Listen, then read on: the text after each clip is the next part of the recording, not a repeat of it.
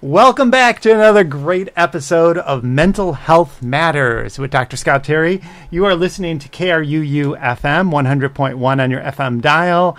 Archived all the shows, and we are repodcasting this in a lot of places, so look out for us. Email us at mentalhealthmatters@kruufm.com if you'd like to chat about things. Today's fantastic show is talking about this amazing movie that was in Fairfield a few weeks ago. Well, actually, just last week with Greg Reitman, and he's online. And we have two wonderful guests who are going to introduce themselves in a second. And I'm just so excited that you're here, Greg. So thank you so much for joining us. No problem. It was a wonderful time in Fairfield, Iowa. And your movie's called Rooted in Peace, which I want you to give your website out, so if people want to get a hold of it or find out more information, that would be great. Why don't we start even with that, and then we'll go into the introductions.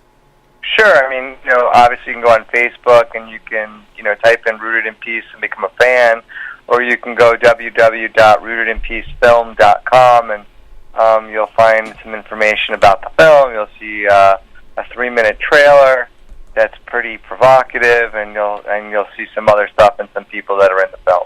Fantastic. All right.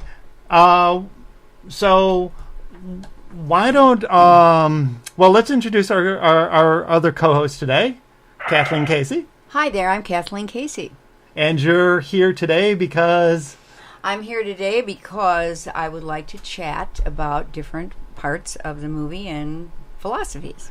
And you also have a mental health background as well. I'm a counselor in the mental health field. And you also are in the executive committee of the Fairfield Mental Health Alliance, which we want everybody to join and be part of. Right. Because we're making such a difference in this community and around the world. And we also have... Yeah, my name is Ken Chalk, and I met Greg when I was a publicist at Marshall University of Management. I've since retired, but I find myself busier than ever. Okay. And we can go into that story of how Greg and I connected. I'd love to. So, Greg, why don't you start and tell us all about yourself and about this movie and why it's so amazing. Well, I think, first, thank you for having me on the show. I think what makes the content unique is that it's not, we're not looking outside, we're looking inside. And I think that's and we're also doing it not in third-person interviews, but we're doing it as a first-person journey, which is even harder to do. And what really, I think, makes this film come to life is just some of the spectacular interviews and people that came to resonate with the story of Rooted in Peace and wanted to share their story. So people like William McDonough, who's a world-renowned green architect, to Dan Siegel, who's the founder of the Mindsight Institute, to Deepak Chopra, to Ted Turner, to David Lynch, to Donovan, to Mike Love, to Pete Seeger. There's just a roster of incredible individuals like Nobel Peace Laureate Marie McGuire and others that that really came together to want to participate in making the film. And I think in terms of the story of the movie, it's really asking the question, sort of looking at personal violence, inner violence, and asking the question, why don't we connect, and what's getting in the way from us connecting? Okay. What I'm going to dispute one part of that, which is that it wasn't just looking inward. What I found amazing about your journey and your courageous willingness to actually show your journey so that you could be the everyman to everybody so that they could identify with their journeys. What I found so amazing about it is that you show that you start, at least this is my take on it, and I'm curious about if you would agree with me or not, that you start by showing that you're looking outside yourself and you're trying to change the world, to plant some trees, to do something that'll make a difference in this world, which is courageous enough in itself. And then you are able to look honestly at yourself, have that turning point, and you're going to tell us about that turning point, and go, I got to look in. Something's not working. Something isn't right. Something isn't enough for me. To then go inside, find yourself, use a technique, a tool that helps you to do that, and then go, yes, I meditate and then I act. I go inside and then I do something with it. And then you start looking at your body and your exercise and your diet and everything else. And then you integrate that with going back outside again to make a difference in the world and to look at, because that's how we find our purpose in life, which is absolutely key. As everybody knows, I'm a big fan of Viktor Frankl and Man's Search for Meaning and that whole universe of logotherapy and how we could find purpose in life. And so the journey isn't just your personal journey. It's also the journey from outside to inside to back outside and integrating those worlds. Yeah, I would agree with that completely. I think that, I think what I was saying, what makes the content unique is it's just not, all from the outside. No, you absolutely understood the core spine of the movie, looking outside, seeing the protests, seeing the violence, seeing the disasters that's going on, and then obviously coming to my own self-realization that, as much as I want to change the world, as much as I really care, and as much as I'm bringing to light, comics and video games and the horror of, violence and nuclear disaster is that my own world is still shattered. So it's like, how can I change the world if I'm not healthy, right? And so that really becomes the turning point. Yes, absolutely. And again, it was amazing. So we're... I have a question for you. What was it that resonated that makes this film amazing to you? I think what it is that, to me, I'm always looking at integration. The theoretical work I do is integration theory, and I'm always looking at tying that personal journey to ourselves and going, it's not just go inside. It's go inside, find your center, and then do something with it. It's deciding that I want to have purpose in life and make a difference in the world, as well as finding a difference within myself. And so to me, what was more powerful than just this, this is a really interesting journey this guy is on and I could identify with it, which I really did, but is also how you tied it together. Yeah, there's some interesting people along the way, some left, some right, some this and that, but to me, more than the great soundtrack, which was an amazing soundtrack, by the way, and the great editing and the great filmmaking, but it was really how I could take that personal journey and then do something with it myself, which is why, to me, it's a mental health movie. Gotcha.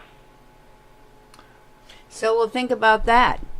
I'm going to kind of please, Kathy. Tell us what inspired you. I think the fact that Ken here sitting next in group, sitting here with us, connected with you for some reason.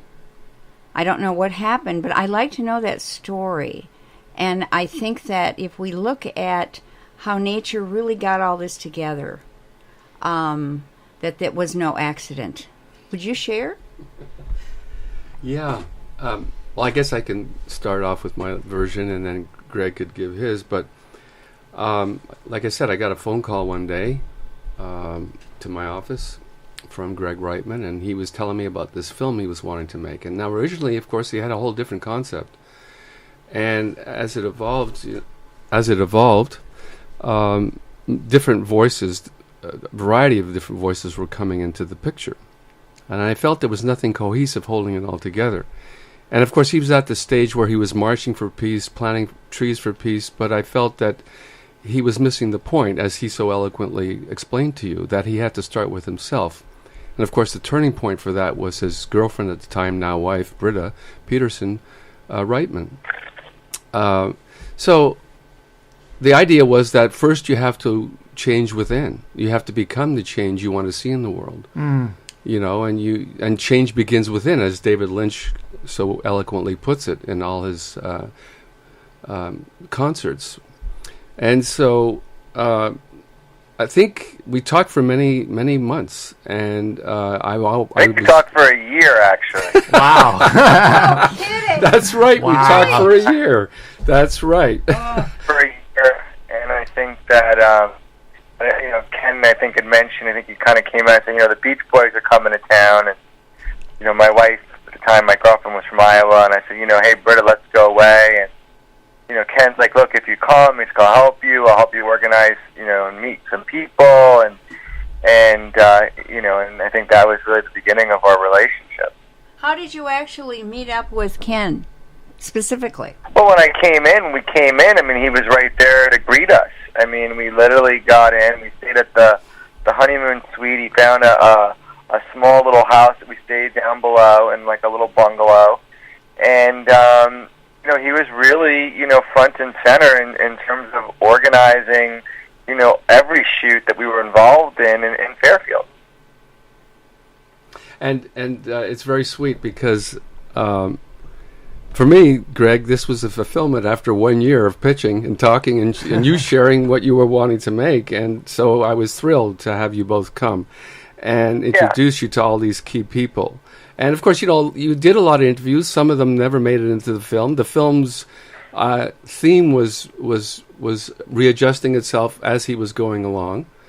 And this is a 6-year project. Yeah, 7 years. Yeah, well, it's really a 5-year project. Literally last year we did finish the film. We haven't really made many edits, and I would say it took us about a year to sort of figure out the market and and get our poster and get our trailers. And a lot of times people don't realize it, but getting the marketing and understanding how to market the film is a real challenge.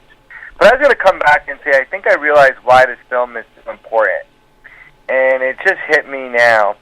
And you're right, Scott. It's really not. The people and the luminaries, that are in the film, obviously for some people, they'll resonate to them. But I think what makes this film so unique and so timely is that I feel like we're at a bubble in life where the writing is on the wall. We're so aware now that climate change is no longer a myth.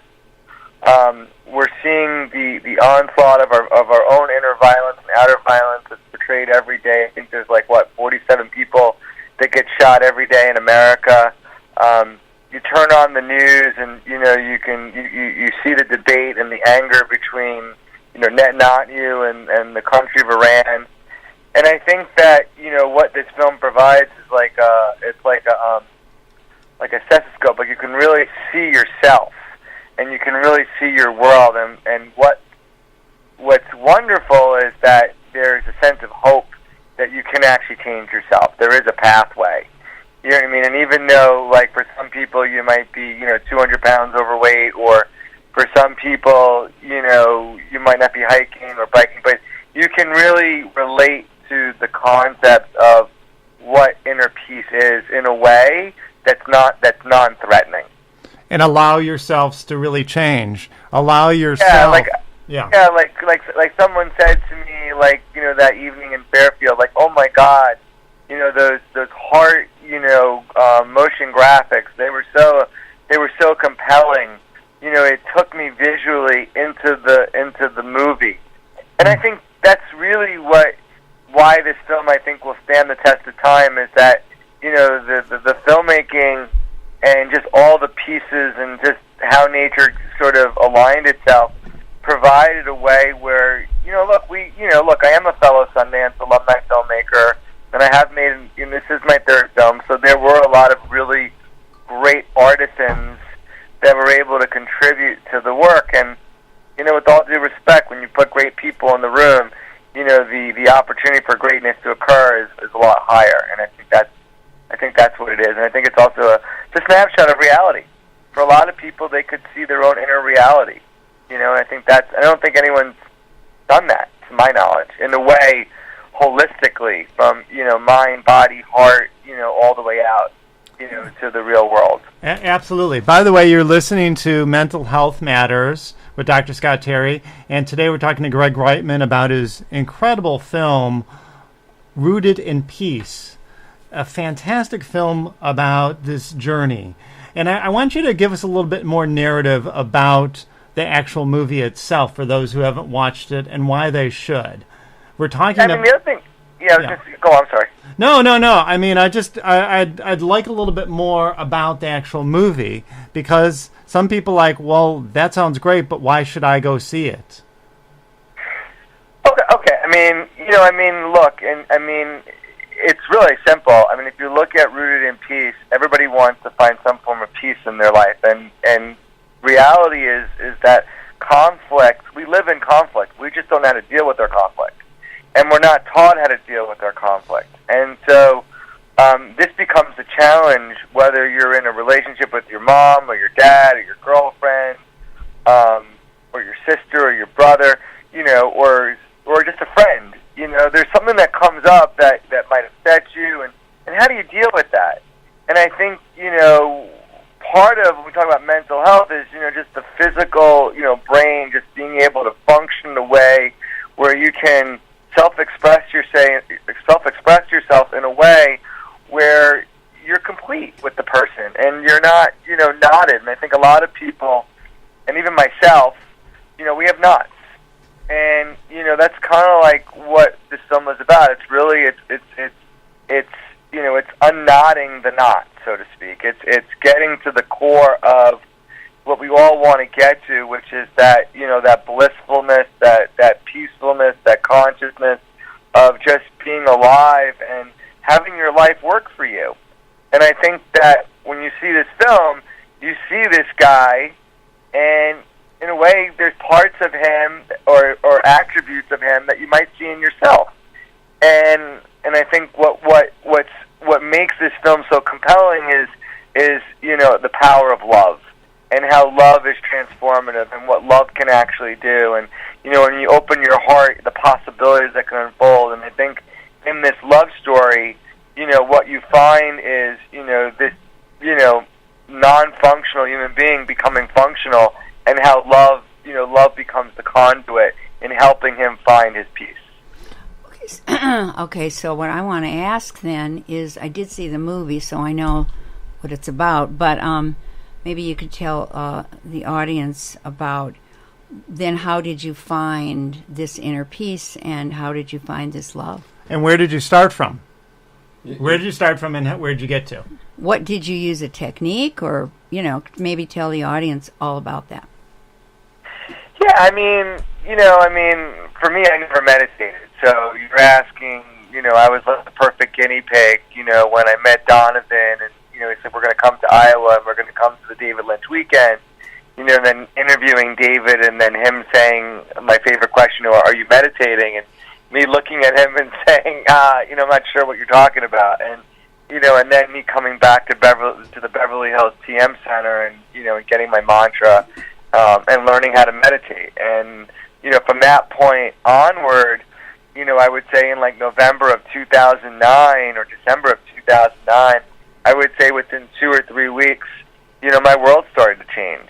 I just noticed, like, I'd wake up in the morning and I'd just be really angry. Yeah. And I didn't know why I was so angry. And then, sitting down and meditating, I noticed within 3 weeks that my anger started going away. That I wasn't so frazzled, that I wasn't so ticked.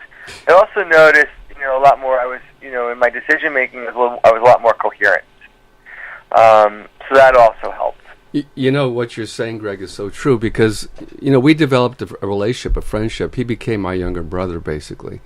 And I can remember the conversations we had for that first year and how they dramatically changed after a couple of weeks of Greg meditating. I mean, he was astonished at how the clarity of the vision of the film presented itself to him. He knew where he was going with it. And then the kind of people who he would bring on board, some of these talented editors, different people who also, once they got the vision, were able to shape the film in that way. So, I mean, there were many, many changes along the way, but I think once Greg started meditating and experienced that inner peace within himself, I love the quote, Greg, that you say in the movie, where you say, you're coming out of the dome, you've already meditated, and you say, you know, I just didn't realize I had the power within me all the time. I just didn't know how to access it. I mean, that's a very powerful statement. Okay, so my question then, or my reply to the audience, well, there are lots of kinds of meditation. Why is this so great? You know, here's what I got to say on that, and I'll comment on that. You know, and I get asked that question all the time, you know, and I think Bobby Ross, you know, says it so eloquently when we're at the David Lynch Music Foundation, explaining the alpha rays, the alpha and the beta and the different rays and the different techniques and what they do.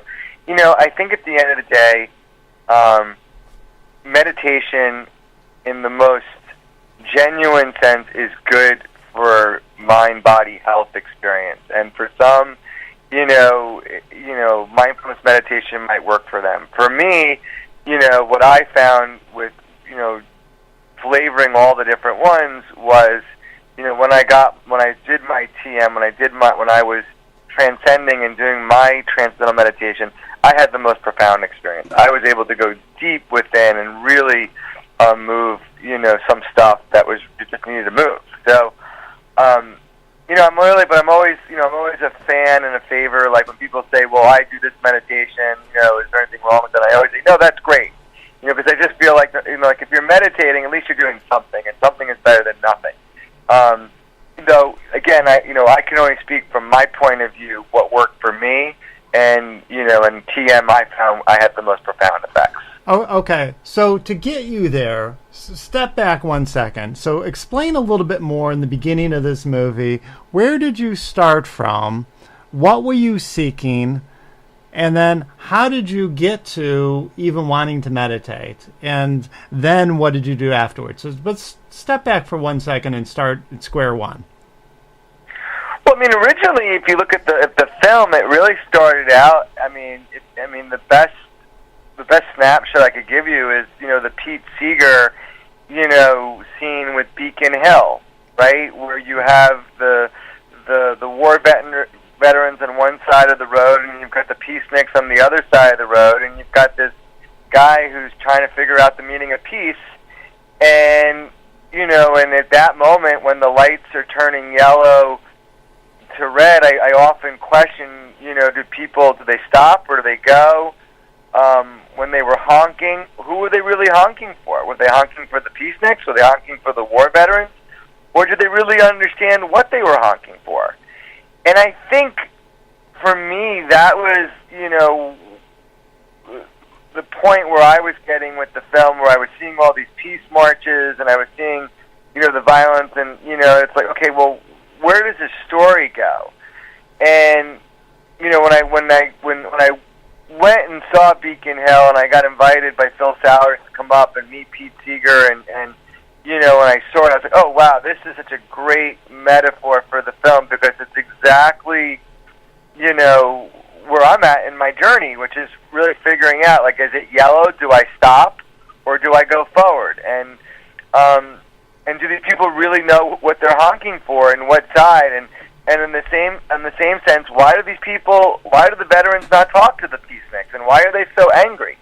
And how do we change this? You know, and for me, my grandfather, you know, he served in the U.S. Army, so I take it personally when I saw that, you know, I care about them, and I think they're important, and I'm thinking to myself, well, why can't they communicate? Why can't they talk to the other side?